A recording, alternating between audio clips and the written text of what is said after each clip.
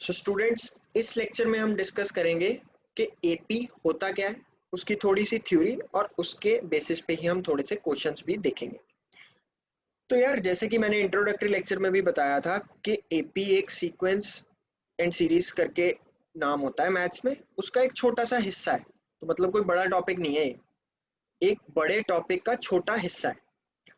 तो इस ऐसे ही और भी हिस्से होते हैं जिनको कि हम अगली क्लासेस में देखेंगे, +1 +2 में अगर हम मैथ्स रखा तो एपीआर। और इसमें एक सेकेंडली एक और इम्पॉर्टेंट बात यह है कि ये टॉपिक अगर हम ऐसे देखें कि एनसीईआरटी में 5 एक्सरसाइजेज है तो बहुत बड़ा होगा, तो फ्रेंकली ये इतना बड़ा टॉपिक नहीं है।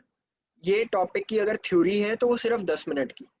और हम अभी देखेंगे कि हम अगर आज इस लेक्चर में जो भी काम होगा, अगर उतना ही पढ़ जाएं तो हम will be able to solve the questions of actually 3-4 exercises. तो उस तरह का ये टॉपिक है, बहुत ही कंसेप्चुअल टॉपिक। तो चलो हम समझते हैं कि होता क्या है। बेसिकली अरिथमेटिक प्रोग्रेशन भी एक तरह का सीक्वेंस ऑफ नंबर्स होता है। सीक्वेंस ऑफ नंबर्स मतलब कि अगर मैं नंबर दे दूं 1 2 3 4 ऐसे कॉमे डाल डाल के, तो इसको एक सीक्वेंस ऑफ नंबर्स बोला जाता है। तो हमारे काम की बात है कि क्या ये सीक्वेंस ऑफ नंबर्स एपी है कि नहीं है। अब वो कैसे चेक करते हैं?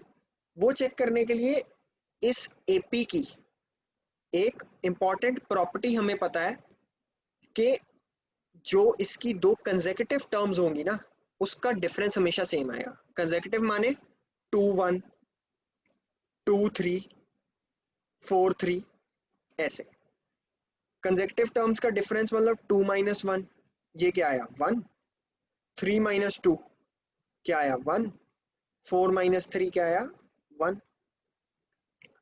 तो अगर ये डिफरेंस हमेशा सेम हो, याद रखना हमेशा हमेशा सेम हो, तो ही ये एपी होगा। अगर एक बार भी 2 हुआ और बाकी 1000 बार चाहे 1 हो जाए, अगर एक बार भी 2 हुआ तो ये सीक्वेंस एपी नहीं रहेगा। तो काम की बात है हम चेक कर लें कि क्या मेजॉरिटी ऑफ द टर्म्स के लिए ये सेम आ रहा है। आ रहा है तो हम कहते हैं ये एपी है। तो ये तो हो गई समझने की बात। अब अगर हम देखें कि यार मैथमेटिकल भाषा में कि किसी एपी को रिप्रेजेंट कैसे करते हैं, तो एपी को रिप्रेजेंट करने के लिए एक हमने चीज देखी होगी, अगर बुक कभी देखी है एपी की, तो उसमें स्मॉल ए लिखा होता है और एक स्मॉल डी लिखा होता है।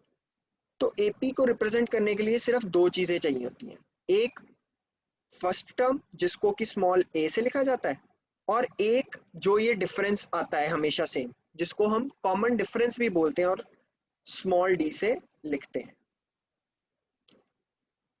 ये है इसको रिप्रेजेंट करने का तरीका। किसी भी एपी को रिप्रेजेंट करना हो तो हमें सिर्फ दो चीजें चाहिए, उसकी फर्स्ट टर्म जिसको कि हम स्मॉल ए से लिखते हैं, और उसका कॉमन डिफरेंस जिसको कि हम स्मॉल डी से लिखते हैं। तो अब अगर हम देखें कि हमें समझ तो आ गया कि यार अगर कोई एपी डिफाइन करना हो तो उसकी हमें फर्स्ट टर्म बता दो और कॉमन डिफरेंस बता दो। तो मान लो मुझे कोई एपी दे देता कि इसका फर्स्ट टर्म 2 है और कॉमन डिफरेंस 3 है, तो क्या मैं ये एपी लिख सकता हूँ? तो हाँ, मैं लिख सकता हूँ। वो कैसे लिख सकता हूँ ये अब हमने यहाँ से ऑब्जर्व करना था। मान लो कि अगली से 4 के बाद वाली टर्म लिखनी होती है यहाँ पे, तो मैं लिखता पता कैसे? इसमें कॉमन डिफरेंस ऐड करके उसको मैं लिख देता 4 + 1 5। अगर 5 की अगली वाली टर्म लिखनी होती तो मैं 5 + 1 करके 6 लिख देता, एंड सो ऑन। तो जो अगली से अगली टर्म होती है वो कैसे आती है? पिछली टर्म में कॉमन डिफरेंस ऐड करके। अगर मैं इसको जनरलाइज कर दूं, तो अगर फर्स्ट टर्म ए है और कॉमन डिफरेंस डी है, तो जो अगली टर्म होती है वो होती है a+d। उससे अगली टर्म क्या होती है? a+2 × d, क्योंकि a+d में d ऐड हुआ ना, तो a+d+d क्या हो गया? a+2d। ऐसे ही a+3d एंड सो ऑन। ऐसे ही अगर कोई मुझे कहता ना कि a 2 गिवन है और d 3 है, तो मुझे एपी डिफाइन कर दो, तो मैं क्या करता? मान मैं लिखता 2, और अगली टर्म कैसे आती, 2 + 3 5, अगली टर्म कैसे आती 5 + 3 8, अगली टर्म कैसे आती 8 + 3 11, एंड सो ऑन। अब मान लो कोई इससे पूछ ले कि यार तुझे अगर एपी डिफाइन करना आता है तो मुझे इस एपी की 12th टर्म बताओ, और अगर किसी ने किसी एपी की कोई 12th टर्म पूछनी हो ना तो वो ए के पैरों में 12 लिख देता है। तो ये मतलब एक नोटेशन है एक तरह से डिफाइन करने के लिए कि अगर कोई मुझे कहे कि यार 12th टर्म बताओ तो मैं ए के पैरों में 12 लिख के कह देता हूँ कि ये वो टर्म होगी। तो यार अब A12 निकालने के लिए क्या मैं करता, क्या 2 में 3 ऐड करता रहता जब तक मेरे पास 12 नंबर्स इकट्ठे ना हो जाते? तो इसका आंसर था नहीं। इसके लिए हमने एक सिंपल सी चीज ऑब्जर्व करनी थी यहां से, और वो ऑब्जर्वेशन क्या थी, अगर कर ली तो वेरी गुड, नहीं की तो अब से ना भूलना कि जो A है अगर मैं इसको A1 लिख दूं तो जो A + D है वो A2 लिख सकता हूँ, क्योंकि मैंने अभी तो बताया कि अगर कोई मेरे से 12th टर्म पूछे तो हम A के पैरों में 12 डाल के लिख देते हैं कि ये इसकी 12th टर्म है। तो A2 को मैं लिख सकता हूँ A + D, यहाँ से ये सेकेंड टर्म थी। ऐसे ही थर्ड टर्म जो मेरी है वो A + 2D है। तो इससे मुझे समझ आता है कि यार ये तो एक पैटर्न बन रहा है कि एक तरह से ये लिखा है, जो A2 है वो एक तरह से लिखा है first term plus 1 into common difference, ठीक है। जो A3 है वो एक तरह से लिखा है A + 2 into common difference that is D। और ऐसे ही अगर मैं A4 निकालूं जो कि मैंने यहाँ पे लिखी हुई है A + 3D सॉरी, वो हो गया A4 = A + 3D को मैं लिख दूं अगर 3 इंटू डी, मतलब वो सेम चीज है बट जस्ट टू एक्सप्लेन। अब मुझे यहां से समझ आता है कि यार ये तो 1 2 3 बन रहा है और ये इससे एक ही कम है, तो इससे हमारे पास एक जनरल फॉर्मूला बनता है जिसको कि हम लिखते हैं nth term of an AP, उसको an से रिप्रेजेंट करते हैं, nth टर्म बोलते हैं इसको। वो क्या होती है, फर्स्ट टर्म, ध्यान से सुनना मतलब रटना नहीं है, इस फॉर्मूले को समझना। nth term of an AP is equals first term plus n minus 1 times common difference। ये हमारा nth टर्म का फॉर्मूला है और फ्रैंकली सबसे मेन फॉर्मूला है ये 10th क्लास में एपी का। ये फॉर्मूला कहाँ से निकला, हमारी एक ऑब्जर्वेशन से ही, मतलब ना हमने ये रटा, हमें समझ आता है कि यार ऐसे ही तो लिखते हैं किसी भी एपी को कि पहली टर्म लिख लो उसमें कॉमन डिफरेंस ऐड करते रहो उसकी पिछली टर्म में, तो हमें अगली टर्म मिलती रहती है। ये चीज हमने ऑब्जर्व की और उससे ही हमारे को ये वाला फॉर्मूला मिल जाता है जो कि काफी इंपॉर्टेंट है। अब इससे फायदा क्या है कि मान लो अब कोई मुझे एपी डिफाइन कर दे, मुझे कोई क्वेश्चन डाल दे वैसे ही कि यार एक एपी है जिसकी फर्स्ट टर्म 2 है और कॉमन डिफरेंस 3 है, 3 वाला चलो हमने पीछे भी किया, कॉमन डिफरेंस 4 है, तो इसका मुझे बता दो कि A21 क्या है, मतलब उसने पूछ लिया 21st टर्म क्या है।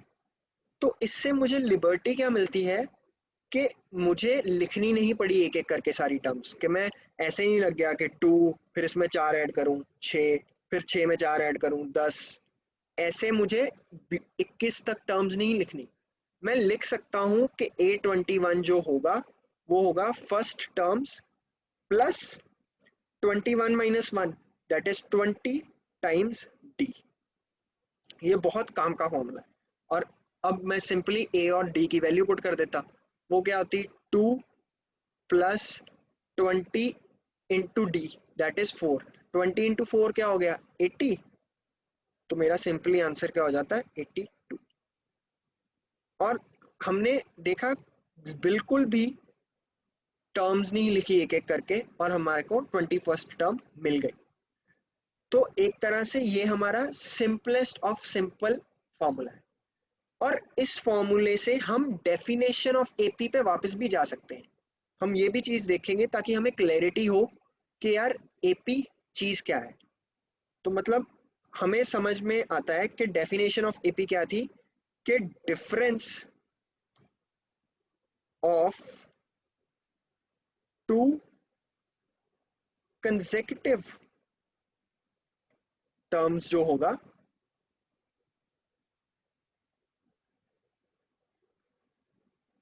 सेम होगा। ये चीज हमने पढ़ी थी, यही चीज से तो हम शुरू हुए थे एपी के बारे में। तो इस चीज को अगर कोई मुझे कहे कि प्रूफ कर दो, तो इसको प्रूफ करने के लिए हम ये वाला फॉर्मूला ही यूज करेंगे। कैसे? मान लो मैं उसकी nth टर्म ले लेता हूं और n से nth टर्म से पिछली टर्म मतलब n माइनस 1th टर्म को कंसिडर कर लेता हूं, ये दो टर्म्स को। तो ए एन को मैं लिखना जानता हूं कि वो क्या होता है, first term plus n minus 1 into common difference उस एपी का जो भी होगा। मुझे नहीं पता कि उस किसी भी एपी का फर्स्ट टर्म और किसी भी एपी का कॉमन डिफरेंस, हम ए और डी लिख दिया और ए एन का ये फॉर्मूला हमें पता है।